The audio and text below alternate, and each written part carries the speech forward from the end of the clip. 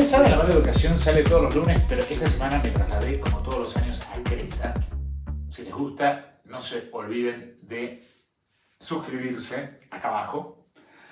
Pero antes que nada, quería decir que hoy es 2 de julio, es decir, se retrasó, viene a ser todos los lunes, pero va a salir el miércoles, es decir, mañana, pero lo estoy grabando el martes 2 de julio, que es el cumpleaños de nacimiento de mi papá, Osvaldo Cañete, quien fue un baluarte del boxeo en Argentina, en una época de oro del boxeo. Que es muy difícil de definir, digamos, lo que era el boxeo en la década del 50 en la Argentina. Y mi papá tenía algo artístico. Mi papá podía citar Proust. Era una cosa rarísima. Era un tipo muy inteligente, con todos los traumas de su clase en un país como la Argentina, y de haber llegado a donde llegó y lo que significó eso en términos de amigos y de entornos y de expectativas y demás. Además se casó con una blanca, y esto es todo un tema muy poco desarrollado en la Argentina. Yo de alguna forma lo desarrollo en mi próximo libro, pero quería recordarlo a papá porque no heredé mucho, pero heredé sus genes, creo que parte de su inteligencia y también cierto atletismo, es decir, cierta cosa corporal, cierta relación con el cuerpo, que es algo que yo creo que me salvó en muchas ocasiones y me da mucho goce. De hecho, bueno, hoy estamos filmando de noche porque los mosquitos me matan, pero la semana que viene ya van a ver, bueno, porque estoy acá, hace 5 años que yo vengo al mismo lugar y sin el Egeo no existo. Él lava todo y tengo un pacto con Poseidón, así como tengo un pacto con Yamanjá. Pero bueno, nada, vamos a dejó de hablarnos de pavadas y vamos a... Bueno, no son pavadas, quería festejar el cumpleaños de mi papá y quería entonces un poco el tema de hoy, recuerda de suscribirse, pero un poco el tema de hoy es que acá detrás mío está el Egeo, en un momento muy particular del mundo, en donde de estar casi al borde del mundo, digo del mundo que importa, es decir, Europa, Grecia pasa a estar en el mismísimo centro de vuelta, precisamente porque, como a lo largo de los siglos, Creta en particular se encontró en medio de Europa, entre medio de Europa y Medio Oriente. Y hay un cambio de eje geopolítico. Sin ir más lejos, allí enfrente, en realidad no, es del otro lado, pero, porque para enfrente está Europa, pero del otro lado, sin ir más lejos, está Egipto y Libia, muy cerca.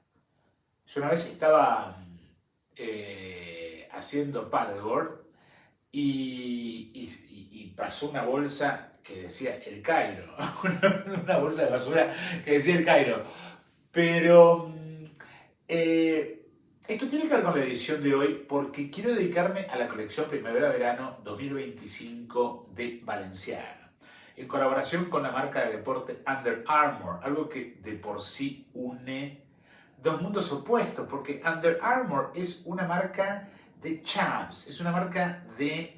el chav en Inglaterra es el villero o el que vive de los planes.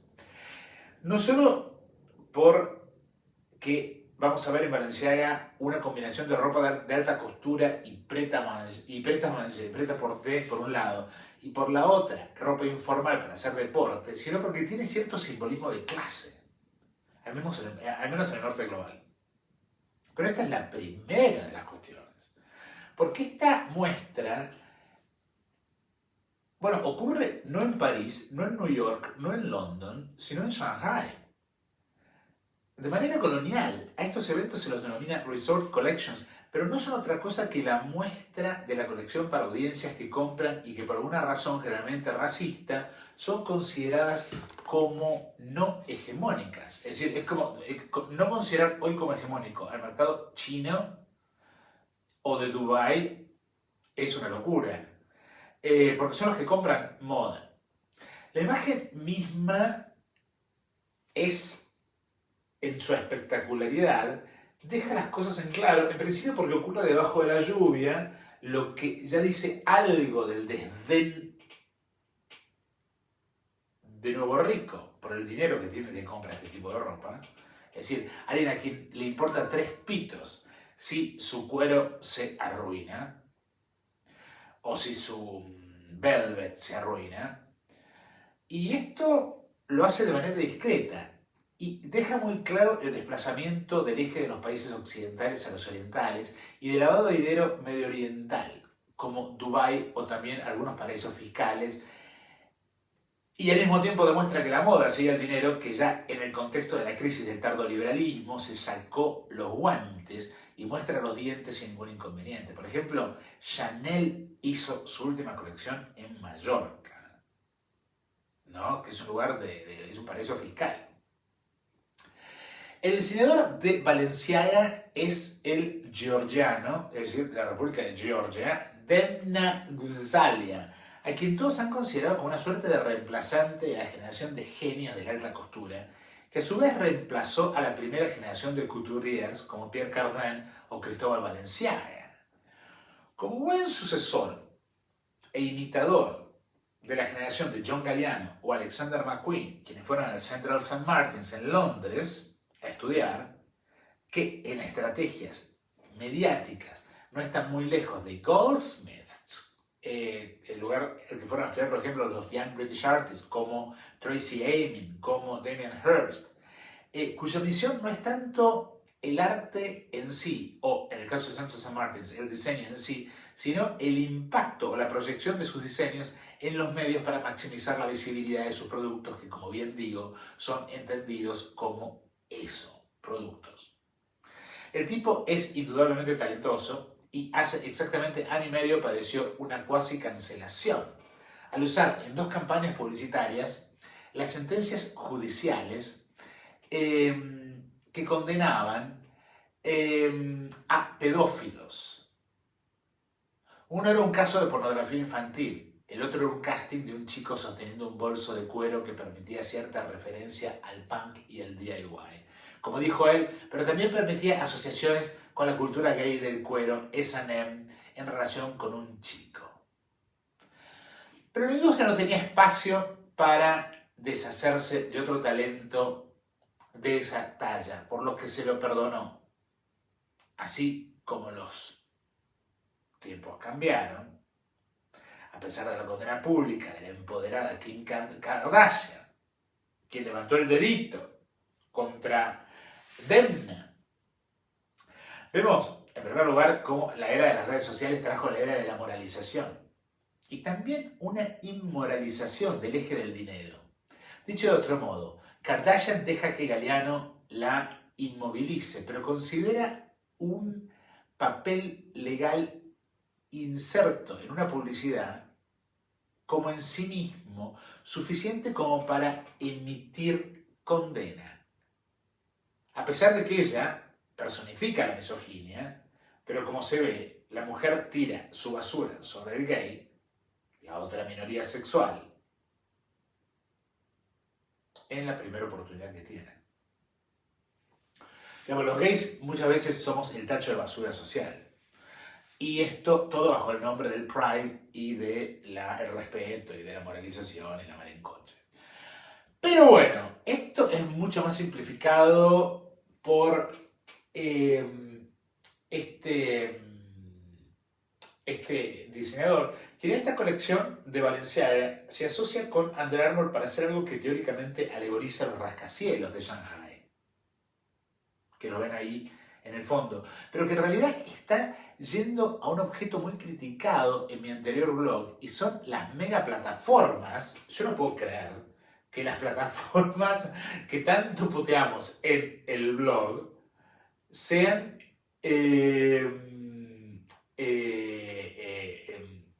no puedo creer.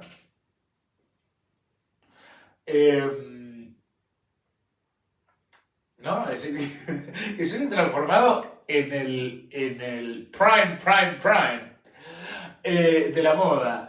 Pero es un objeto de super lujo ahora. En versiones realmente interesantes, pero en realidad hay que pensar como una alteración más de la forma humana. Es decir, yo lo veo más a estas plataformas como prostéticas. Tanto con John Galliano como con Balenciaga, lo que se ve es un uso prostético de la moda. La moda no solamente aparece como algo que expresa, sino como algo que deforma o transforma la anatomía corporal. Aquí a lo que se apela ya no es a lo que uno se pone, sino a la forma del cuerpo mismo, o su contrario, su deformación. Si hay un tema, este es el de lo prostético y la cirugía plástica, pero incorporando a la moda como reemplazo de la cirugía. Por ejemplo, el modo en el que las plataformas son exageradas y el modo en el que los modelos son hechos caminar debajo de la lluvia primaveral de Shanghai, que es realmente torrencial. Yo, digamos, la única vez que estuve en Shanghai, estuve en uno de estos casos, y es lluvia tropical. Daba la impresión de que los modelos en cualquier momento se iban a caer. Sobre todo tengamos en cuenta que están casi como en zancos. Es decir, la altura que logran los hace estar en peligro permanente. Y esto es celebrado como un ideal de realidad humana vinculada alegóricamente a los rascacielos como nuevo vértice de la realidad, nuevo landscape. Esta es la corporización del futuro, pero no a nivel landscape, de paisaje, sino a nivel anatómico. Este es el nuevo humanoide. Y esto se veía en John Galliano. El desfile se realizó frente a la plataforma de uno de mis museos favoritos, que es el Museo de Arte de Pudong. Yo diría que es uno de los mejores museos que viene en el mundo. Esto es frente al Bund, que ahí lo ven, detrás del cual hay dos torres que servían de cartel luminoso para promocionar Balenciaga como brand, que en definitiva es lo que parece importar. Recordemos que el dueño es Arnaud, el marido de Salma Hayek, por lo cual durante la duración del desfile el nombre de Balenciaga podía verse desde los distintos lugares de Shanghai. Como decía, las formas de los modelos son tan espigadas y la mayoría de facciones de las modelos son feas. Es como que todo tiende a lo humanoide más que lo humano. Las plataformas que tanto hemos criticado en Lo Are Not People hacen su aparición estelar aquí, pero parecen imposibles de ser usadas. Es una mezcla como de borcegos con plataforma. Las zapatillas también son presentadas como gigantes. Es casi como una caricatura. Dicho de otro modo, el que usa esta zapatilla tiene que tener chofer. Es decir, tenés que salir del auto e ir caminando por la alfombra roja a donde tenés que ir. Y lo más interesante de este desfile es el gown con materiales descartables vinculados a la industria hospitalaria, que parecería tener forma de plumas o de virus. La asociación con Under Armour es interesante porque esta es una marca de deportes o de ropa de deportes berreta que presenta un juego de inversiones análogo al excepcionalismo de, por ejemplo, Javier Milei, donde la vanguardia y lo top es, como por arte de magia, lo más bajo. La colección incluye 8 puntos centrales. Zippers, Zippers, hoodies, t-shirts y suéteres XXL,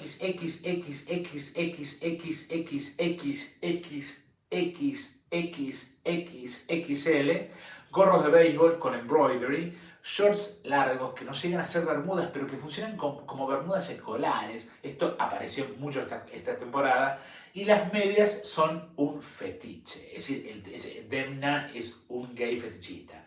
Todo con el logo Balenciaga en rojo y negro. Demna contrapuso la supuesta inspiración que tuvo de los rascacielos de Shanghai con un ensanchamiento de las figuras humanas al límite de lo imposible. Los blazers son XXXXXXXXXXXL. Y esto nos hace pensar en mangas tan largas que parecen de extraterrestres con ciertas cualidades de humanoide, como si fueran parientes alienígenas de lo humano o los humanos del futuro, con deformaciones darwinianas en las que los brazos son lo que más importa y la altura se logra prostéticamente. Un gran porcentaje de las figuras tienen un tipo de ropa que no se sabe si es vista de frente o de espaldas. Hay un vestido que marca un antes y un después, en un desfile que, como pueden ver, es por un lado neorromántico y por el otro lado chav, villero. Algo que en inglés significa villero, pero no es villero, es el que cobra planes del gobierno y vive en pedo o drogado en el pub. Pero tampoco en el pub, sino en la esquina. Sin embargo, el vestido rosa este vestido rosa es una bisagra en la colección. Es casi como una alegoría bastante naturalista del virus del COVID. O de un virus. Es decir, a lo que me refiero es a que el vestido en sí parece el virus si lo vemos con microscopio.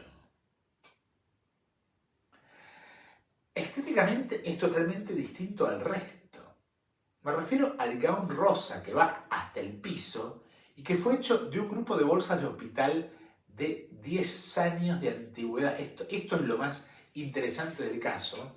Es un grupo de bolsas de hospital de 10 años de antigüedad, por lo que realmente no sé cómo las conservaron o cómo saben que lo son, pero que nos da la pauta de que ya la antigüedad y lo añejo no tiene que ver con el whisky y los productos de lujo, sino que tiene que ver con lo más descartable, lo que posiblemente estuvo en contacto con la sangre contagiada del SIDA o del COVID o de la muerte. Y esto fue reciclado y cortado de manera tal de que parezca un vestido de plumas flotantes. El producto es realmente brillante. El otro vestido que marca el desfile es uno negro a lo María Callas, que fue hecho con las bolsas que cubren a los vestidos cuando son enviados a sus clientas. Por lo cual, acá lo que tenemos es un statement de protección ecológica y de autosustentabilidad. Pero por otro lado, una referencia a esa inversión de lo bajo sobre lo alto, donde el forro o la cobertura del vestido, que se usa para que no se manche, cuando le es mandado a la clienta, es transformada en el vestido mismo. Y lo interesante de este gown en particular es un cierre que atraviesa todo el frente hasta la pollera, como si fuera un vestido renacentista, con bustier y pollera, es decir, que son no son dos piezas, es una pieza, pero son como dos estructuras, es una estructura con dos partes separadas, claramente definidas y diferenciadas al estilo del siglo XVI. La labor es básica y postmodernista. Se mezcla Audrey Hepburn con María Callas y las tradiciones de las divas, mientras que por otro lado se hace el statement de su absoluto contrario. Otro de los vestidos es igual, pero con papel de regalo, color oro.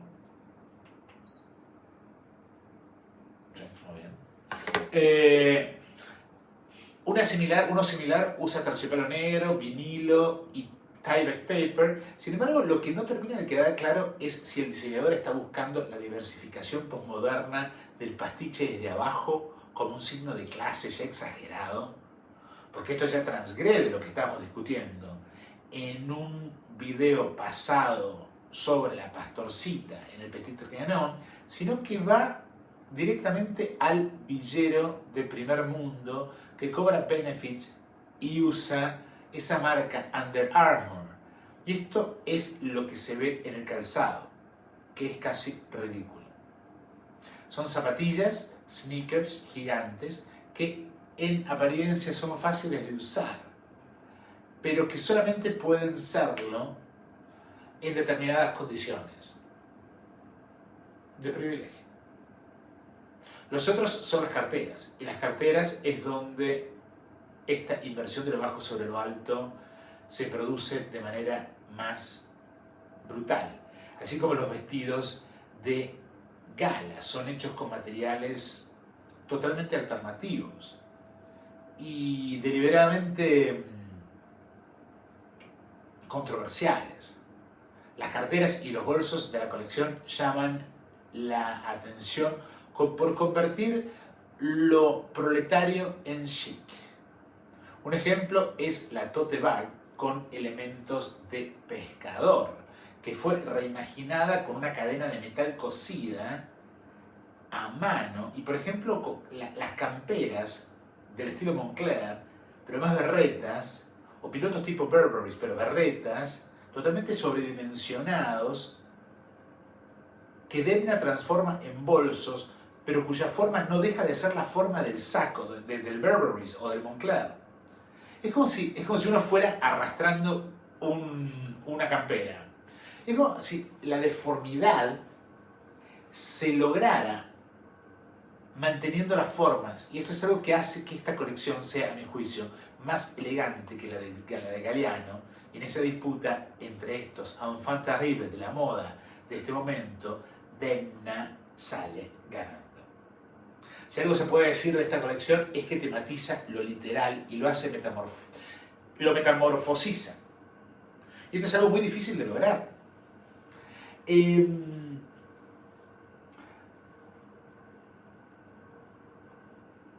Las reviews del show en Vogue, en Vanity Fair, en todas las revistas de moda, son tan pero tan pobres que no superan la alegoría del edificio alto de Shanghai. Es decir, tenemos la plataforma y todo es grande porque tiene que ver con el edificio alto de Shanghai.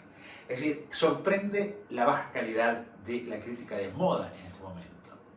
Todas, sin excepción, se tragan el verso del diseñador que reclama el lugar del artista como genio que se inspira en los rascacielos de Shanghai, cuando en realidad lo que hay acá es más una continuación de esa genealogía que aquí venimos señalando desde Galiano, que viene desde el hombre de naturaleza de Rousseau, pasando por la pastorcita inspirada por la lectura del hombre de naturaleza también de Rousseau, pero en el Petit Trianon en Versailles con María Antonieta.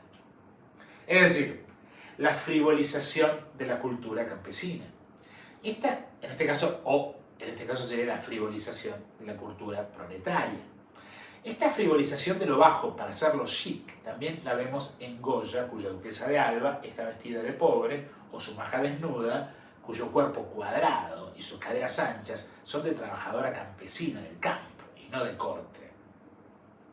Esto nos lleva al otro tema, que es el de la polarización de la riqueza, que por un lado plantea una suerte de obscenidad neorromántica, que parecería decir más lo que hacemos con la ropa que ustedes no tienen otra alternativa que usar, pero nosotros podemos elevarla a el nivel de chic, de algo inalcanzable, de algo...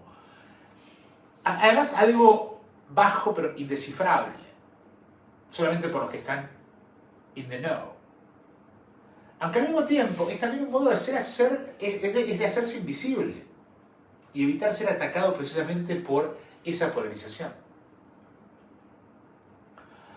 Argentina está entrando en esto. Entre la cancelación, el miedo, el virus, el giro geopolítico y la explosión social, este desfile muestra algo más que el victorianismo retro desesperado y misógino de Galiano en Margiela, para la Maison Margiela, abajo del Pont Alexandre en París. La semana próxima vamos a dedicarnos a ¿qué pasó con con Poblete en Venecia. Pasó sin pena ni gloria. Esto es algo que yo le advertí. Poblete está haciendo guita. Esto les dura un ciclo y tiene que ver con el lavado de la culpa blanca en la Argentina. Esto ya pasó con Chaile, pasa ahora con Poblete. Y quiero hablar un poco del mercado del arte en la Argentina y en un momento de retracción total de la economía. Pero que sin embargo el mercado sigue operando, pero opera en otras plazas, como por ejemplo Madrid, en Arco.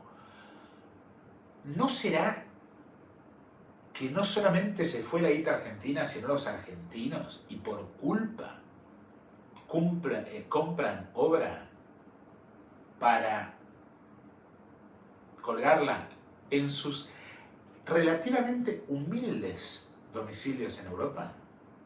Porque ojo que el dinero argentino grande es invisible.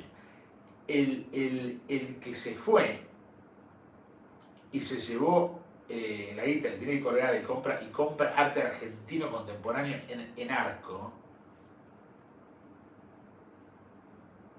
digamos, tiene más guita que yo seguro, pero no mucha más. Nos vemos la semana próxima para hablar de el, comillas, fracaso de la Chola Poblete y también del plagio que es su obra de Wangechi Mutu.